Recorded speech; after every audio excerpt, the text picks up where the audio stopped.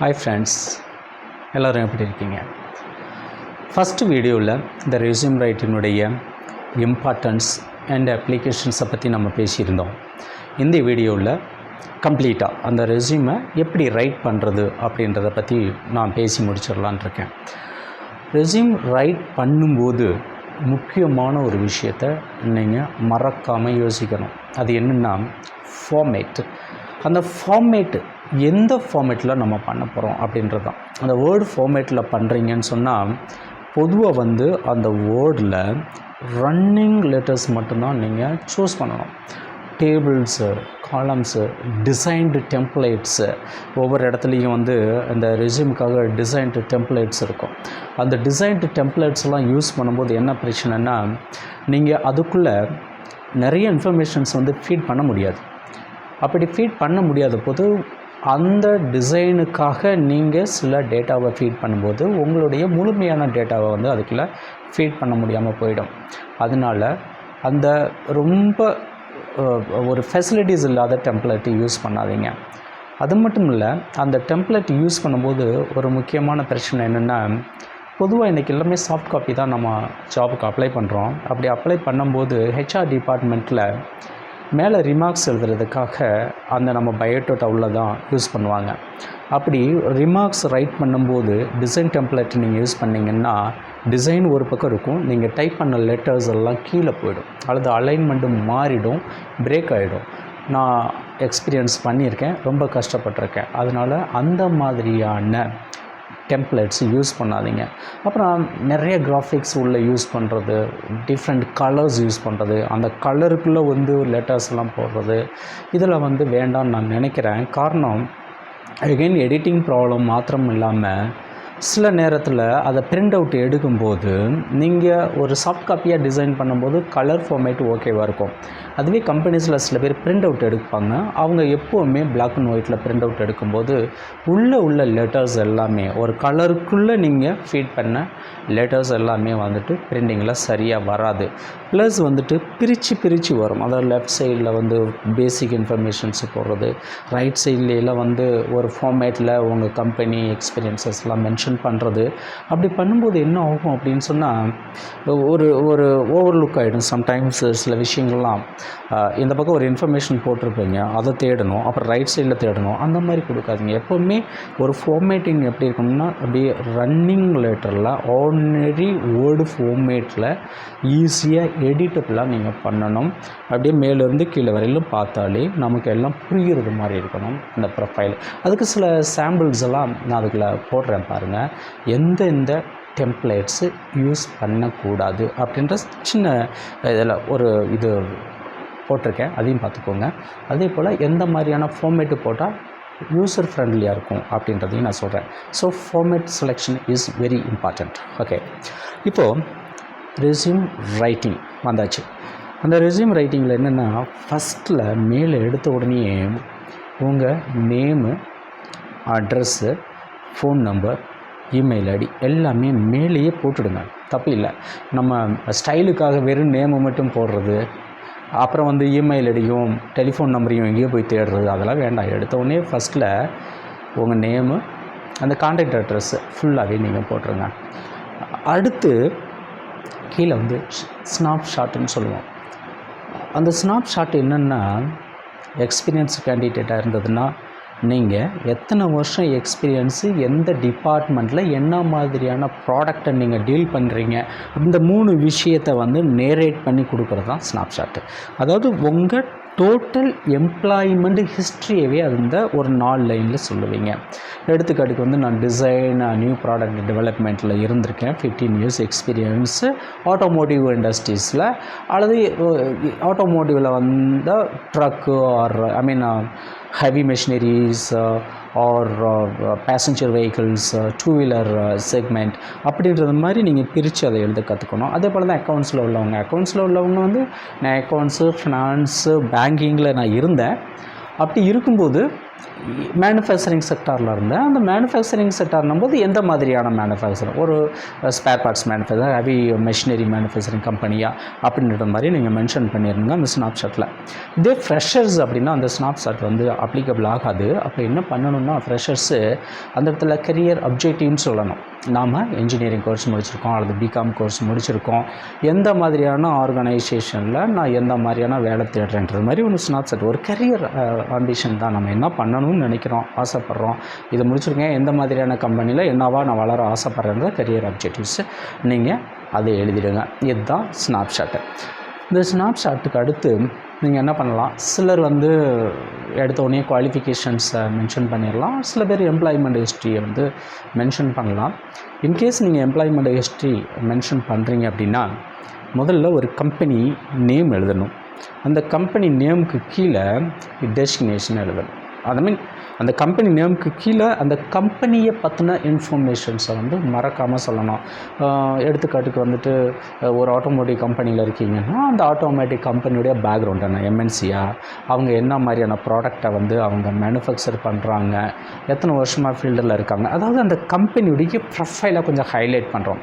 ஏன் ஹைலைட் பண்ணுறோம் அப்படின்னா அந்த கம்பெனி ப்ராடக்ட்டு பேக்ரவுண்டு ரெக்ரூட்மெண்ட் பண்ணுறவங்களுக்கு அந்த அது ரிலேட்டடாக கம்பெனிஸ் தேடுறவங்களுக்கு அது யூஸ்ஃபுல்லாக இருக்கும். அந்த கம்பெனி ப்ரொஃபைலை எழுதி முடித்ததுக்கப்புறம் கீழே வந்து உங்கள் டெஸ்டினேஷன் எழுதுங்க. டெஸ்டினேஷனை எழுதிட்டு கீழே ரெஸ்பான்சிபிலிட்டிஸ் எழுதுங்க. ரெஸ்பான்சிபிலிட்டிஸ் எல்லாமே டே டு டே ஆக்டிவிட்டீஸ் நீங்கள் என்னென்ன பண்ணுறீங்களோ அதை வந்து ஒரு நாள் பண்ணுற வேலையை ஒரு வாரம் பண்ணுற வேலை, அப்புறம் 3 மாதத்துக்கு பண்ணுற வேலை, அப்புறம் 6 மாதத்துக்கு பண்ணுற வேலை, ஒரு வருஷத்துக்கு பண்ணுற வேலை, இதெல்லாம் கம்ப்ரைஸ் பண்ணி ஓவரால் ரெஸ்பான்சிபிலிட்டிஸ் என்ன அப்படின்றத ப்ராக்டிக்கலாக எழுதணும். சும்மா அதை பண்ண இதை பண்ணன்னு எழுதக்கூடாது. ஒரு ப்ராடக்ட் காம்பனண்ட் டெவலப் பண்ணியிருக்கீங்கன்னா எந்த ப்ராடக்ட் காம்பனண்ட்டை எப்படி வெண்டார்கிட்ட டெவலப் பண்ணிங்கன்ற மாதிரி ஸ்பெசிஃபிக்காக எழுதணும். ரெஸ்பான்சிபிலிட்டிஸில் ஜெனரலாக ரெஸ்பான்சிபிலிட்டிஸ் சொல்லக்கூடாது, நான் அதை பண்ணுவேன் இதை பண்ணுவேன்னு, எதை எப்படி பண்ணுவோம் அப்படின்ற மாதிரி தெளிவாக அந்த இடத்துல நம்ம எழுதணும் ரெஸ்பான்சிபிலிட்டிஸ்.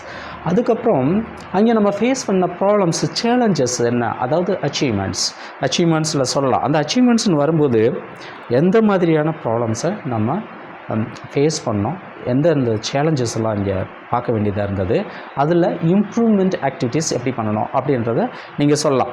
இது எல்லா டிபார்ட்மெண்ட்டுக்கும் பொருந்தும், நாட் ஓன்லி டெக்னிக்கல் டிபார்ட்மெண்ட். எந்த டிபார்ட்மெண்ட், ஒரு அக்கௌண்ட்ஸில் இருக்கீங்கன்னா 2 வருஷம் அக்கௌண்ட்ஸ் வந்து அங்கே ஃபைனல் பண்ணாமல் இருந்தது, கம்ப்ளீட்டாக செக்ரிகேட் பண்ணாமல் இருந்தது, நான் தான் போயிட்டு எல்லாமே செக்ரிகேட் பண்ணி டாக்ஸேஷன்ஸ் எல்லாம் முடித்து கவர்மெண்ட் கம்ப்ளைண்ட்ஸஸ் எல்லாம் நான் தான் கிளியர் பண்ணி கொடுத்து ஆடிட்டிங் எல்லாம் கிளியர் பண்ணி கொடுத்துட்டு 2 வருஷம் பெண்டிங் இருந்த ஒரு டாக்ஸேஷன்ஸ் மேட்டர்ஸ், ஜிஎஸ்டியாக இருக்கட்டும், டிடிஎஸ்ஸாக இருக்கட்டும், வேறு எனி இதாக இருக்கட்டும், எக்ஸ்போர்ட் இம்போர்ட் ரிலேட்டடு ப்ராப்ளம்ஸாக இருக்கட்டும், நான் தான் அதை முடித்து கொடுத்தேன்ற மாதிரி அந்த அச்சீவ்மெண்ட்ஸில் எழுதலாம். இது எல்லாருக்கும் பொருந்தும்.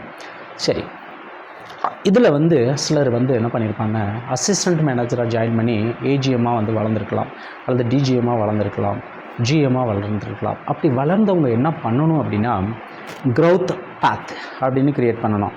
Joint as and assistant manager அப்படின்னு சொல்லி போட்டுட்டு எந்த வருஷத்துலேருந்து எந்த வருஷத்தில் அந்த ப்ரொமோஷன் வந்து நமக்கு கிடைச்சது அப்படின்றத அப்படியே மேலே மேலே மேலே அப்படியே சொல்லிக்கிட்டு வரணும். ஒரே கம்பெனியில் 18 இயர்ஸாக இருக்கிறவங்களாம் அந்த க்ரோத் பேத்தை மென்ஷன் பண்ணணும். அப்புறம் நிறைய ரிவார்ட்ஸ் எல்லாம் வாங்கியிருப்பாங்க, அதெல்லாம் அந்த கம்பெனியில் நீங்கள் மென்ஷன் பண்ணலாம். அப்புறம் பர்டிகுலராக அந்த கம்பெனியிலேருந்து வேறு கம்பெனிக்கு சேஞ்ச் ஆகிடுப்பீங்க இல்லையா, அப்படி சேஞ்ச் ஆகிருக்கும்போது அந்த ரீசன் ஃபார் லிவிங் தயவு செய்து எழுதுங்க. பெட்டர்மெண்ட்டாக இருக்கலாம், அல்லது பெட்டர் சாலரியாக இருக்கலாம், அல்லது உங்களுடைய கரியர் க்ரோத்துக்காக நீங்கள் போனதாக இருக்கலாம், அல்லது அந்த ப்ரீவியஸ் ஆர்கனைசேஷனுடைய ப்ராஜெக்ட் வந்து க்ளோஸ் ஆகிருக்கலாம், ஆர்கனைசேஷன் வந்து ஷிஃப்ட் ஆகிருக்கலாம், அல்லது உங்களுக்கு வந்து ட்ரான்ஸ்ஃபர் ஆகிருந்திருக்கலாம், அந்த ட்ரான்ஸ்ஃபர் பண்ண அந்த லொக்கேஷன் வந்து உங்களுக்கு ஒரு கம்ஃபர்ட் இல்லாமல் இருந்திருக்கலாம். அப்படி இருக்கும்போது நீங்கள் என்ன பண்ணுங்கள், ரீசன் ஃபார் லீவிங் தயவு செய்து சொல்லுங்கள். காரணம், ரெக்ரூட்டர்ஸ்க்கு வந்து எப்போவுமே ஒரு பெர்செப்ஷன் இருக்கும், இவ்வளோ நல்ல ஒரு ஆர்கனைசேஷனில் இருந்துட்டு இவர் இப்படி மாறி வந்துட்டார், அதில் இருந்துகிட்டே வெளியில் வந்துட்டாருன்னா நம்மக்கிட்ட வந்து எப்படி இருப்பாருன்ற ஒரு பெர்செப்ஷன் இருக்கும். ராங் பெர்செப்ஷன் கூட இருக்கலாம், அது நெகட்டிவ் பெர்செப்ஷன் கூட சொல்லலாங்க. அதுக்கு நீங்கள் இடம் கொடுக்காதீங்க. ரீசன் ஃபார் லீவிங் தெளிவாக அந்த இடத்துல எழுதிடுங்க. அடுத்து பார்த்தீங்கன்னா ஒரு 2-3 கம்பெனி எக்ஸ்பீரியன்ஸ் இருக்குன்னா நான் சொன்ன 3 கம்பெனிக்கு இதை தான் நீங்கள் எழுதணும். ஒரு கம்பெனிக்கு விளக்கமாக கொடுத்துட்டு மற்ற கம்பெனிக்கு இல்லை போகுதுன்ற மாதிரி விட்டுறக்கூடாது. ஏன்னா ஒவ்வொரு கம்பெனிக்கும் ஒவ்வொரு மாதிரியான நீங்கள் ரெஸ்பான்சிபிலிட்டிஸ் ஹேண்டில் பண்ணியிருக்கும்போது பரவாயில்ல, இப்போ ப்ரெசென்ட் ஆர்கனைசேஷனில் ஒரு ரெஸ்பான்சிபிலிட்டி இவருக்கு மிஸ் ஆகுது, பட் இருந்தாலும் அவர் ஏற்கனவே ஒரு ஆர்கனைசேஷனில் இந்த ஒர்க்கை நமக்கு அந்த கம்பெனிக்காக பண்ணியிருக்காரு. ஸோ அந்த எக்ஸ்பீரியன்ஸை நமக்கு யூஸ் பண்ண முடியுன்றது மாதிரி அந்த இன்டர்வியூ பண்ணுறவங்க அல்லது இன்டர்வியூக்காக கால் பண்ணுறவங்க எடுத்துக்குவாங்க. அதனால் எந்த ஒரு விஷயங்களையும் நீங்கள் மிஸ் பண்ணாதீங்க. ரைட். அடுத்து பார்த்திங்கன்னா இந்த எஜுகேஷ்னல் குவாலிஃபிகேஷன் சொல்லுவோம். இந்த எஜுகேஷ்னல் குவாலிஃபிகேஷன் வந்து நிறைய பேர் வந்து சரியாக எழுதுறதில்ல. அது என்ன ரீசன்றது தெரியறதில்ல. ஏன்னா எஜுகேஷ்னல் குவாலிஃபிகேஷன் எழுதும்போது +2 கூட எழுதலாம். காரணம், சில எம்என்சிஸ் வந்து நீங்கள் +2ல் என்ன மார்க் எடுத்திருக்கீங்கன்றதை கூட அவங்க நோட் பண்ணுறாங்க. சில டிபார்ட்மெண்ட்டில் அப்படி பார்க்குறாங்க. டாக்குமெண்டேஷன் டிபார்ட்மெண்ட்டு, சிலது வந்துட்டு இந்த ப்ரொடக்டிவிட்டி இம்ப்ரூவ்மெண்ட்டு ரிலேட்டட் ஆக்டிவிட்டீஸில் இறங்குறவங்க, statistics, database management related activities, இதெல்லாம் என்ன பண்ணுறாங்க, இந்த +2 மார்க்ஸை வந்து ரொம்பவே கவனிக்கிறாங்க. அவங்க என்ன மேத்தமெட்டிக்ஸில் என்ன மாதிரி மார்க் எடுத்திருக்காங்க, மற்ற சப்ஜெக்ட்ஸில் என்ன மாதிரி மார்க்ஸ் எடுத்திருக்காங்கன்னு பார்க்குறாங்க. அதனால் நீங்கள் +2 கூட மென்ஷன் பண்ணலாம், தாராளமாக பண்ணலாம். அதில் எஜுகேஷன் குவாலிஃபிகேஷன் வரும்போது என்ன படிச்சிருக்கீங்க, கோர்ஸ், டிகிரி, அதனுடைய ஸ்பெஷலைசேஷன், எந்த காலேஜ் ஆர் யூனிவர்சிட்டி, இந்த யூனிவர்சிட்டி மென்ஷன் பண்ணிவிட்டு எந்த வருஷத்துலேருந்து எந்த வருஷம் ரொம்ப முக்கியம். அந்த ஃபினிஷ் பண்ண வருஷத்தை எழுதக்கூடாது. எந்த வருஷத்துலேருந்து எந்த வருஷம், அப்படி எழுதும்போது என்ன ஆயிருன்னா அது ஆட்டோமேட்டிக்காக அந்த டியூரேஷன் ஆஃப் கோர்ஸ் எங்களுக்கு தெரிய வந்துடும். 3 வருஷமா, 4 வருஷமா, 2 வருஷமா அப்படின்ட்டு. நீங்கள் ஒன்லி முடித்த வருஷத்தை மட்டும் எழுதினீங்கன்னா என்ன ஆகிடுன்னா, பழையபடி இது எத்தனை வருஷம் கோர்ஸாக இருக்கும்னு ஒரு டவுட் வந்துடும். ஏன்னா சில காலேஜஸில் சில கோர்சஸ் எல்லாம் அந்த டியூரேஷன் வந்து மாறும். அதனால் எந்த டியூரேஷன்லேருந்து அதை முடிச்சிங்க, அதில் என்ன பர்சன்டேஜ் ஆஃப் மார்க்ஸ் நீங்கள் வாங்கினீங்க அப்படின்றத ஒவ்வொரு டிகிரிக்கும் எழுதுங்க. எழுதிட்டு அடிஷ்னல் குவாலிஃபிகேஷன் எழுதுங்க. இந்த அடிஷ்னல் குவாலிஃபிகேஷன் வந்து எப்போவுமே ஒரு சப்போர்ட்டிவ் கோர்ஸாக இருக்கும்னு வச்சுக்கோங்களேன். ஒரு கம்ப்யூட்டர் ரிலேட்டட் கோர்ஸாக இருக்கலாம், ஒரு டிசைன் ரிலேட்டட் கோர்சஸாக இருக்கலாம், வேறு ஏதாவது Tally related, SAP ERP related courses, நீங்கள் என்ன வேணாலும் படிச்சிருக்கலாம். அதை வந்து நீங்கள் அடிஷ்னலாக தயவு செய்து எழுதுங்க. அது ரொம்ப யூஸ்ஃபுல்லாக இருக்கும். அடுத்து பார்த்திங்கன்னா கம்ப்யூட்டர் ப்ரொஃபிஷியன்சி, ஆப்ரேட்டிங் சிஸ்டத்தில் நீங்கள் ஸ்ட்ராங்காக இருக்கீங்களான்னு பாருங்கள். சில நேரத்தில் வந்து உங்களுக்கு கம்ப்யூட்டர் நாலேஜ் எந்த அளவுக்கு இருக்குது அப்படின்ற விஷயம் வந்து எங்களுக்கு கன்ஃபியூஷனை கொடுக்கும். நிறைய பேர் வந்துட்டு படிக்கும்போது ஏதோ அந்த சப்ஜெக்டில் வந்திருக்கும், அதை மென்ஷன் பண்ணியிருப்பாங்க. நேராக இன்டர்வியூ வரும்போது சொல்லுவாங்க, இல்லை சார் எனக்கு அது ப்ராக்டிக்கல் நாலேஜ் இல்லை அப்படின்னு சொல்லிட்டு. அதனால் அந்த ஆப்ரேட்டிங் சிஸ்டத்தில் உங்களுக்கு ஏதாவது நல்ல நாலேஜ் இருக்குது அப்படின்னா தயவு செய்து ஆப்ரேட்டிங் சிஸ்டத்தை பற்றி எழுதுங்க, நாலேஜ் இருக்கிறத பற்றி எழுதுங்க. அடுத்து கீழே பர்சனல் இன்ஃபர்மேஷன். இந்த பர்சனல் இன்ஃபர்மேஷன்ஸை ஸ்டைலாக நீங்கள் நிறைய பேர் எழுத ஆரம்பிக்கிறீங்க. உங்கள் நேம் மட்டும் இருக்குது, எந்த லொக்கேஷன் இருக்குது, அந்த டேட் ஆஃப் பர்த் மட்டும்தான் இருக்குது, அவ்வளோதான். நிறைய பேர் அப்படி ஸ்டைலில் அப்படியே பண்ணுறாங்க. அது பர்சனல் இன்ஃபர்மேஷன்ஸ் பொதுவாகவே வந்து உங்கள் நேம் எழுதுங்க, ஃபாதர் நேம் எழுதுங்க. அடுத்து வந்து ப்ரெசன்ட் அட்ரஸ் எழுதுங்க, ரொம்ப முக்கியம். ப்ரெசன்ட் அட்ரஸ் எழுதுங்க, பெர்மனண்ட் அட்ரஸ் எழுதுங்க. ஏன் இதை நான் திரும்ப சொல்கிறேன்னா, நீங்கள் வந்து சென்னையில் இருக்கிறவங்க பெங்களூரில் ஒர்க் பண்ணுறீங்கன்னு வச்சுக்கோங்க. நீங்கள் பெங்களூர் அட்ரஸ் மட்டுமே நீங்கள் மென்ஷன் பண்ணிங்கன்னா, நாளைக்கு சென்னையிலேருந்து ஒரு நல்ல ஆப்பர்ச்சுனிட்டி வரும்போது அவங்க யோசிப்பாங்க, ஒரு பெங்களூருக்காரு சென்னைக்கு வர மாட்டார் அப்படின்னு. ஆனால் அவங்க ஊர் சொந்த ஊர் சென்னையாக இருக்கும். அதனால் ஆப்பர்ச்சுனிட்டி மிஸ் ஆகுவாங்க. பர்மனெண்ட் அட்ரஸ் எது, டெம்பரவரி அட்ரஸ், ஓகே இவர் சென்னைக்காரர் தான் பெங்களூரில் இருக்கார், will come back to the native அப்படின்ற ஒரு இது வரும். அதனால் பெர்மனன்ட் அட்ரஸ், டெம்பரரி. அப்புறம் மொபைல் நம்பரை கண்டிப்பாக யூஸ் பண்ணுங்கள். இந்த மொபைல் நம்பர் வந்து உங்களுக்கு 2 நம்பர் இருக்கும். அந்த 2 நம்பரில் ஒரு சில நம்பர் மட்டும் இதுக்கு மற்ற கவர்மெண்ட் ரிலேட்டடுக்கு, பேங்கிங் ரிலேட்டடுக்கெல்லாம் உங்கள் நம்பர் கொடுத்துருப்பீங்க. அதே போல் பயோடேட்டாவில் கொடுக்குற நம்பர் அந்த மாதிரி நம்பரை கொடுங்க. அதிலிருந்து வர்ற மிஸ்டு காலை கண்டிப்பாக திரும்ப கூப்பிடுங்க. ஏன்னா இந்த நம்பர் வந்து இந்த மாதிரி இடத்துல தான் நம்ம ஸ்ப்ரெட் பண்ணியிருக்கோம். அதில் ஒரு கால் வந்திருக்குன்னா அது நிச்சயமாக யூஸ்ஃபுல்லான காலாக இருக்கும், இம்பார்ட்டன்ட் காலாக இருக்கும்ன்ற ஒரு ஃபீல் இருக்கணும் உங்களுக்கு. அதை திரும்பி கூப்பிடும்போது நீங்கள் அட்டன் பண்ண முடியாத சூழ்நிலையில் போன அந்த கால் வந்து திரும்ப அட்டன் பண்ணி அதை திரும்ப கூப்பிடும்போது உங்களுக்கு அந்த ஜாப் ஆப்பர்ச்சுனிட்டி மிஸ் ஆகாது. அதே போல் ஃப்ரெண்ட்ஸுக்கு கொடுக்குற நம்பரவே அங்கேயும் கொடுக்காதீங்க. காரணம், யாரோ ஒருத்தர் கூப்பிட்ருப்பாங்கன்ற மாதிரி உங்களுக்கு அந்த இடத்துல மிஸ் பண்ண நிறைய வாய்ப்புகள் இருக்குது. நீங்கள் பர்டிகுலராக கொடுத்துருக்க ஒரு நம்பர்லேருந்து ஒரு இன்கமிங் கால் வருதுன்னா அது ரொம்ப ரெஸ்பெக்ட்ஃபுல்லாக நீங்கள் கூட அட்டன் பண்ணலாம். ஹலோ சார் அப்படின்ற மாதிரி ஒரு ரெஸ்பெக்டாக பேசலாம். ஏன்னா யார் கம்பெனிஸில் வந்து அப்படி வந்தால் கால் வரும். அதனால் அது ஒரு இம்ப்ரெஷன், நல்ல இம்ப்ரெஷனாக கொடுக்கும். ஓகேவா? அப்புறம் வந்து நிறைய பேர் ரெஃபரன்சஸ் வந்து அப்பான் ரெக்வஸ்ட்டுன்னு போடுவாங்க. ரெஃபரன்சஸ்லாம் மேக்ஸிமம் நல்ல ரெஃபரன்ஸ் இருந்துச்சுன்னா கொடுங்க. எல்லாருமே இந்த காலேஜ் ப்ரொஃபஸர்ஸ் எல்லாருமே எழுதி வைப்பாங்க. 60 பேரும் அந்த வருஷம் படித்த 60 பேருமே காலேஜ் ப்ரொஃபஸர்ஸ்லாம் எழுதி வைப்பாங்க. பொதுவாக ஏதாவது ஒரு நல்ல பொசிஷன்ஸில் கம்பெனிஸில் ஒரு கவர்மெண்ட் ஆஃபீஷியல்ஸு இதெல்லாம் நீங்கள் மென்ஷன் பண்ணி வச்சிங்கன்னு சொன்னால் உங்களை ரீச் பண்ண முடியாத போது அவங்களுக்கு கூப்பிட்டு சொல்லுவாங்க, சார் இந்த மாதிரி ஒரு பையன் உங்கள் ரெஸ்யூமே உங்கள்கிட்ட இருக்குது, ப்ரொஃபைல் ரீச் பண்ண முடியல, அவரை கொஞ்சம் கால் பண்ண சொல்லுங்கள் அப்படின்ட்டு. ஆல்டர்னேட்டிவ் ஃபோன் நம்பர் கொடுங்க எப்போவுமே. ஒரு ஃபோன் நம்பர் உங்கள்கிட்ட இருக்குது, இன்னொரு நம்பர் பேரண்ட்ஸ்கிட்ட இருக்குது அப்படின்னா அந்த பேரண்ட்ஸ் நம்பரை வந்து வித்தின் ப்ராக்கெட்டில் போட்டு ஃபாதர் மதர் ஏதாவது ஒரு பேர் போட்டு போடுங்க. அப்போ தான் அவங்கக்கிட்ட கால் பண்ணி இந்த மாதிரி ஒரு இது வந்திருக்குன்றது மாதிரி ஆப்பர்ச்சுனிட்டி வந்திருக்குன்ற மாதிரி மென்ஷன் பண்ணுவாங்க. ஸோ இது நிறைய பேசலாம், ரெஸ்யூம் பில்டிங் இன்னும் நிறைய பேசலாம். அப்படி பேசும்போது என்ன பிரச்சனை ஆகுதுன்னா, நீங்கள் வீடியோஸ் யாருமே முழுசாக பார்க்குறதில்ல. எனக்கு இதுக்கு முன்னாடி போட்ட 2 வீடியோஸுமே பார்த்திங்கன்னா அந்த ஸ்கிப்பிங் ரேட் ரொம்ப ஜாஸ்தியாக இருக்குது. மேபி நல்லா யூஸ்ஃபுல்லான இன்ஃபர்மேஷன்ஸ்க்கு பேசும்போது நிறைய பேருக்கு இன்ட்ரெஸ்ட் இருக்கிறது இல்லையா, இல்லை நமக்கு இதுதான் எல்லாமே தெரியுன்றது மாதிரி ஒரு ஆட்டிடியூடான்றது தெரியல. முழுசாக வீடியோஸ் பாருங்கள், ரொம்ப யூஸ்ஃபுல்லாக இருக்கும் இந்த இன்ஃபர்மேஷன்ஸ்லாம். ஏதாவது உங்களுக்கு அந்த ரெஸ்யூம் ரைட்டிங்கில் டவுட்ஸ் இருக்குது அப்படின்னு சொன்னால் கமெண்ட்ஸில் வந்துட்டு சொல்லுங்கள். வேறு ஏதாவது சப்போர்ட் வேணும்னு சொன்னால் நான் என்னுடைய இமெயில் ஐடி அதில் கொடுக்குறேன். நீங்கள் வந்து அதில் இன்ஃபர்மேஷன்ஸ் கொடுங்க, டெஃபினட்டாக நான் சப்போர்ட் பண்ணுறேன். தேங்க்ஸ் ஃபார் வாட்சிங் மை வீடியோஸ் அண்ட் சப்ஸ்கிரைப் பண்ணிக்கோங்க. நிறைய வீடியோஸ் இதை பற்றி போடுறேன். அதாவது ஃபியூச்சரில் வந்து எப்படின்னா இந்த இன்டர்வியூ டெக்னிக்ஸுங்கெல்லாம் நிறைய இருக்குது.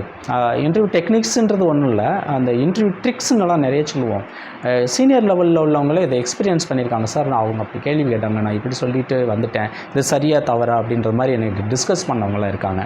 அதனால் ப்ராக்டிக்கலாக இன்றைக்கி என்ன நடக்குது, என்ன மாதிரியான கொஸ்டின்ஸ்லாம் பண்ணால் நம்ம எந்த மாதிரி ஆன்சர் பண்ணணுன்றதெல்லாம் நான் ஃப்யூச்சர் வீடியோஸில் நான் பேச போகிறேன். தயவுசெய்து சப்ஸ்கிரைப் பண்ணுவீங்க, உங்கள் ஃப்ரெண்ட்ஸ்க்கு எல்லாத்துக்குமே ஷேர் பண்ணுங்கள். தேங்க்ஸ்.